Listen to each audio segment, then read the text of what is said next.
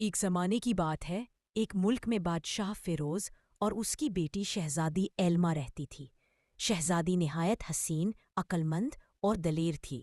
اسے ہمیشہ نئے مقامات دیکھنے اور پوشیدہ راز جاننے کا شوق تھا۔ ایک دن وہ محل کے باغ میں چہل قدمی کر رہی تھی کہ اچانک ایک ننھی چڑیا زخمی حالت میں گری۔ ایلما نے چڑیا کو اٹھایا اور اس کے زخم پر پٹی باندھی۔ جیسے ہی اس نے چڑیا کو بچایا، چڑیا نے انسانی آواز میں کہا،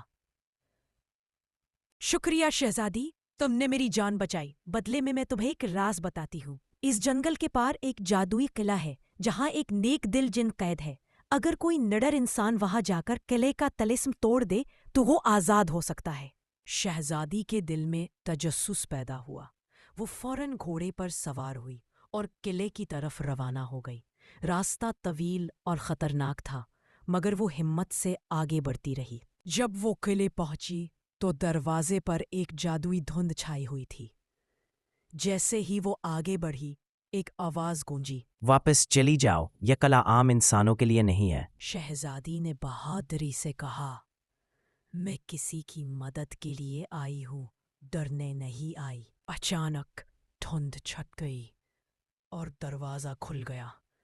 اندر اندھیرا تھا، ہر طرف مشعلیں جل رہی تھیں۔ قلعے کے وسط میں ایک زنجیروں سے بندھا جن بیٹھا تھا، مگر اس کی آنکھوں میں نرمی اور امید تھی۔ جن نے کہا، اے بہادر لڑکی، تم کون ہو؟ شہزادی بولی، میں ایلما ہوں اور تمہیں آزاد کرنے آئی ہوں۔ جن نے افسردہ لہجے میں کہا، مجھے ایک ظالم جادوگر نے قید کیا ہے۔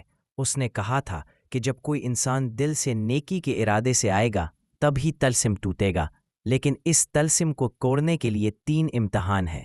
شہزادی نے سر اٹھا کر کہا، میں تیار ہوں۔ پہلا امتحان، قلعے کے ہال میں ایک زہر بھرا پھول تھا جس کی خوشبو سے انسان بے ہوش ہو جاتا تھا۔ شہزادی نے اپنی چادر سے چہرہ ڈھانپا، ہمت سے آگے بڑھی اور پھول کو جڑ سے نکال کر جادوئی تالاب میں پھینک دیا۔ قلعے کی دیواروں سے ایک روشنی نکلی۔ پہلا امتحان مکمل ہو گیا۔ دوسرا امتحان، قلعے کے کمرے میں درجنوں سانپ اور بچھو تھے۔